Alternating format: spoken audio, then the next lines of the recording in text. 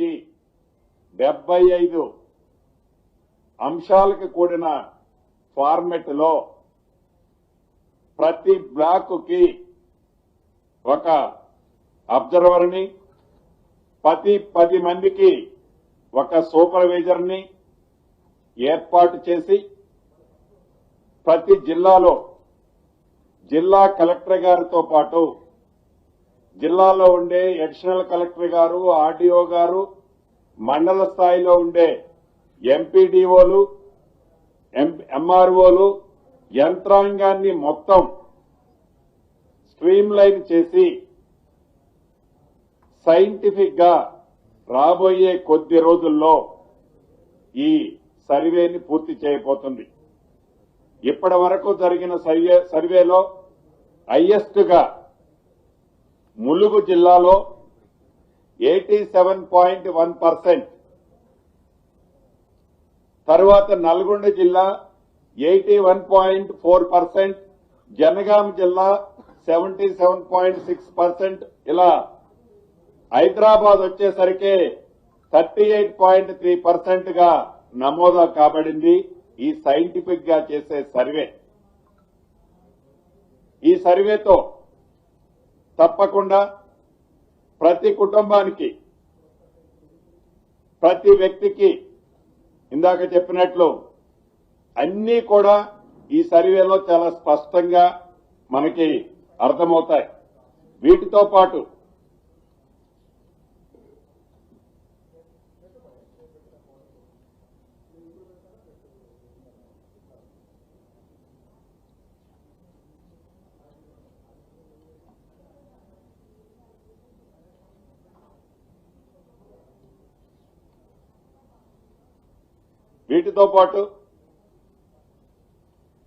చేసిన సర్వేలు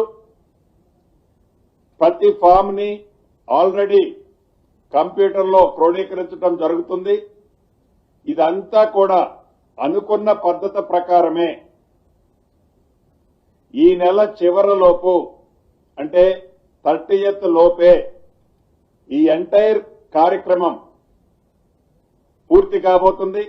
దీని తర్వాత ఏదైతే ఈ రాష్ట్ర ప్రభుత్వం ఆలోచన ఉందో, ఏదైతే ఈ రాష్ట్ర ప్రభుత్వం పేదవాళ్ల కోసం, అన్ని సామాజిక వర్గాల కోసం ఏదైతే బ్యాలెన్స్ చేయాలని ఆలోచన ఉందో, ఈ సర్వే తర్వాత తప్పకుండా మా నాయకులు, ఈనాడు లోకసభ ప్రతిపక్ష నాయకులు రాహుల్ గాంధీ గారు చెప్పినట్లు ఈ సమాజాన్ని స్కాన్ చేస్తే తప్ప భవిష్యత్తులో తెలంగాణ రాష్ట్రంలో ఏదైతే ఈ 2024 సర్వే దేశానికి ఒక మోడల్ గా, రోల్ మోడల్ గా ఈ సర్వే జరుగుతుంది. అనేక మేధావులు, విద్యావేత్తలు, అనేక కుల సంఘాలు కూడా మొన్న రాహుల్ గాంధీ గారు వచ్చినప్పుడు మాట్లాడింది మీరు చూశారు. అనేక సూచనలు ఇస్తున్నారు. ఇప్పుడు ఆ సూచనలన్నిటినీ పరిగణనలోకి తీసుకొని వారు పూర్తిగా హర్షిస్తున్నారు. ఏదైతే ఈనాడు ఈ సర్వే జరుగుతుందో, ఈ సర్వేని సైంటిఫిక్ గా జరుగుతుంది అని హర్షిస్తున్నారు. మనస్ఫూర్తిగా రాష్ట్ర ప్రభుత్వ పక్షాన వారందరికీ కృతజ్ఞతలు కూడా తెలియజేస్తున్నాను.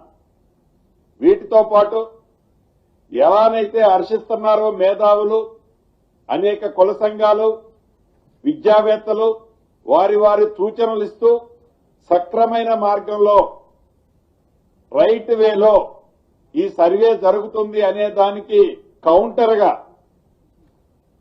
గా ప్రతిపక్షం వారు కూడా ఈ సర్వే అంతా ఒక బోగస్, ఈ సర్వే మీ ఆస్తుల్ని దోచుకోవడానికనో ఇతరత్రో అని రాజకీయ లబ్ధి కోసం వారి ఉనికికి ప్రమాదం అయింది అనే ఆలోచనతో వారి ఉనికే ప్రశ్నార్థకంగా మారుతున్న ఈ తరుణంలో దాని మీద ఒక రాజకీయ రంగు, ప్రతిపక్షంలో ఉన్నాము కాబట్టి ఏదైనా విమర్శించవచ్చు, ఏది విమర్శించినా చెల్లుబాటు అవుతుంది అనే విధంగా దాన్ని కూడా తప్పు పడుతూ ఏదైతే ఈ సర్వే జరిగే ప్రాంతాల్లో దురుద్దేశపూరితంగా వాంటెడ్లీ ఈ సర్వే మీద అనేక ఆరోపణలు చేస్తూ ఈ సర్వే అయితే భవిష్యత్తులో మీకు రావాల్సిన స్కీమ్స్ మీకొచ్చే రాష్ట్ర ప్రభుత్వం నుంచి గాని కేంద్ర ప్రభుత్వం నుంచి గాని వచ్చే బెనిఫిట్స్ అన్ని మీరు మిస్ అవుతారు అని ఒక గ్లోబల్ ప్రచారాన్ని అసత్య ప్రచారాన్ని ప్రజల్లోకి తీసుకుపోతున్నారు. ప్రజలంతా దీన్ని గమనించాలి. ప్రజలంతా దీన్ని గమనించి రాష్ట్ర ప్రభుత్వానికి కానీ మన నాయకులు రాహుల్ గాంధీ గారు చెప్పినట్లు ఈ సర్వే వల్ల ఏ ఒక్కళ్ళకి ఏ రకమైన స్కీమ్కి ఇబ్బంది కలగదు. మీకొచ్చే స్కీములు మీకేవైతే ఎలిజిబుల్ ఉన్న స్కీములు తప్పకుండా ఈ సర్వే వలన మీరు ఫోర్గో అయ్యేది ఉండదు అని చెప్పటానికే ఈరోజు ఈ ప్రెస్ మీట్ లోకి నేను రావటం జరిగింది. కాబట్టి ప్రతి ప్రాంతంలో ఉండే పౌరులు మీ ఇంటి దగ్గర గాని మీరు ఎక్కడుంటే అక్కడ మీరు ఏ ప్రాంతంలో ఉంటే ఆ ప్రాంతంలో మీ పేరుని మీ కుటుంబాన్ని ఈ సర్వేలో మీరు కూడా పాల్గొని నమోదా చేర్చుకోవాల్సిందిగా మనస్ఫూర్తిగా రాష్ట్ర ప్రభుత్వ పక్షాన్ని మీ అందరినీ కోరుతున్నాను. గ్లోబల్ ప్రచారాలు నమ్మొద్దు. ప్రతిపక్షంలో ఉన్నాము కదా అని ఏది చెబితే అది నడుస్తుందని నడిచే విధంగా మేం చెప్పింది ప్రజలు నమ్ముతారు అని చెప్పేది ప్రతిపక్షం నిజమైతే ప్రభుత్వమే యాక్సెప్ట్ చేస్తుంది. అబద్దాలను నిజం చేయడానికి చెప్పిందే 100 సార్లు చెప్పి ప్రజలను మెబ్బపెట్టాలని రాష్ట్ర ప్రభుత్వం రేపు దేశానికి ఆదర్శంగా ఒక రోల్ మోడల్ గా ఈ సర్వే కార్యక్రమాన్ని చేపడితే దీన్ని అప్రిషియేట్ చేయాల్సింది పోయి విమర్శిస్తూ రాజకీయ లబ్ధి పొందటం కరెక్ట్ కాదని ఈ వేదిక ద్వారా ప్రతిపక్షాలకు కూడా తెలియజేస్తున్నాను.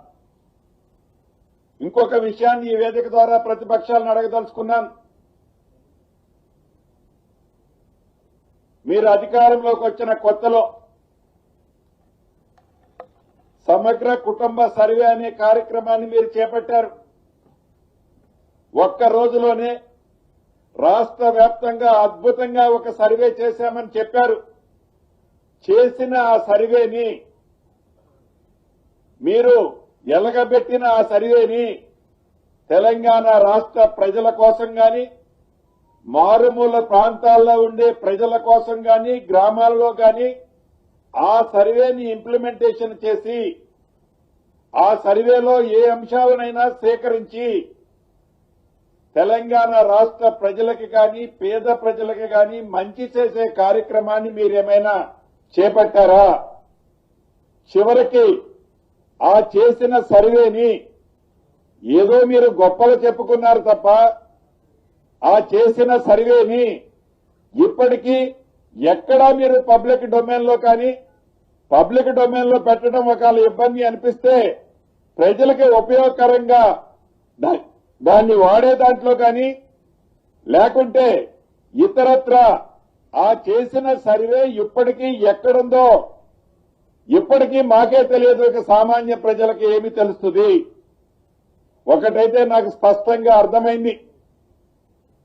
ఏ సమగ్ర సర్వే అయితే మీరు చేపట్టి ఇది ప్రజల మంచి కోసం చేస్తున్నామని ఆనాడు చేపట్టిన సమగ్ర సర్వే ద్వారా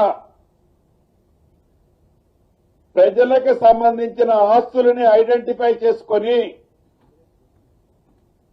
మీరు అధికారంలో ఉన్నప్పుడు మీ ఆస్తులు పెంచుకోవడానికి ప్రజలకు సంబంధించిన ఆస్తులను మీరు ట్రాన్స్ఫర్ చేసుకోవడానికి ప్రజల ఆస్తులని కొల్లగొట్టడానికి ఆనాడు మీరు చేసిన సమగ్ర సర్వే ఉపయోగపడింది తప్ప సామాన్య ప్రజలకు ఉపయోగకరమైంది దాంట్లో ఏమీ జరగలేదు అనేది నేను విమర్శించటం నేను అనటం కాదు. అది యావత్ తెలంగాణ ప్రజలకి తెలుసు.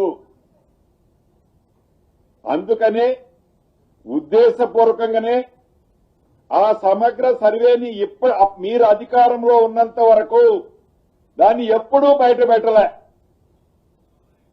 ఇది నిజమా అవునా కాదా? ఇప్పటికైనా మీరేవైతే తప్పులు చేశారో, ఏ తప్పులు చేస్తే మిమ్మల్ని ఇంటికి ప్రజలు పంపించారో ఆ తప్పులన్నిటినీ సరిదిద్దుతూ భవిష్యత్తులో ప్రజలకి ఉపయోగకరమయ్యే ఈ 2024 సర్వే ఏదైతే ఈ రాష్ట్ర ప్రభుత్వం చేస్తుందో దానిని మీరు సమర్థించకపోతే సమర్థించకపోయారు. ప్రతిపక్షంలో మంచి సూచనలు ఇంకేమన్నా ఉంటే ఇవ్వండి.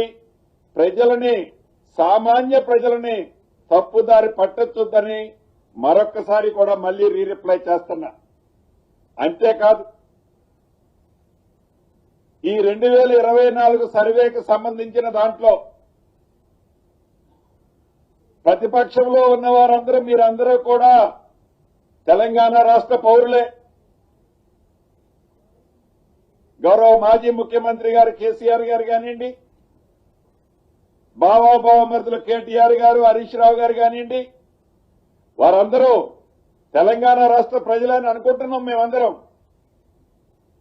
వారు కూడా ఈ సర్వేలో వారి కుటుంబానికి సంబంధించిన ఈ సర్వేలో తప్పకుండా నమోదా చేయించుకోవాలని తెలియజేస్తున్నా. సంతోషం. వారి కుటుంబ సభ్యురాలైన కవిత గారు ఈ సర్వేలో వారి కుటుంబాన్ని నమోదా చేసుకున్నందుకు వారికి రాష్ట్ర ప్రభుత్వ పక్షాన మంచి పని చేసినందుకు అభినందిస్తున్నాను. ఎందుకంటే రాష్ట్ర ప్రభుత్వం దూరదృష్టితో ఇంత మంచి కార్యక్రమాన్ని చేస్తుంటే, భవిష్యత్తులో దేశానికి ఒక ఆదర్శంగా ఉండే కార్యక్రమాన్ని చేస్తుంటే తప్పకుండా దాన్ని అభినందిస్తారని మనస్ఫూర్తిగా కోరుకుంటూ మిత్రులందరితో దగ్గర సెలవు తీసుకుంటున్నారు.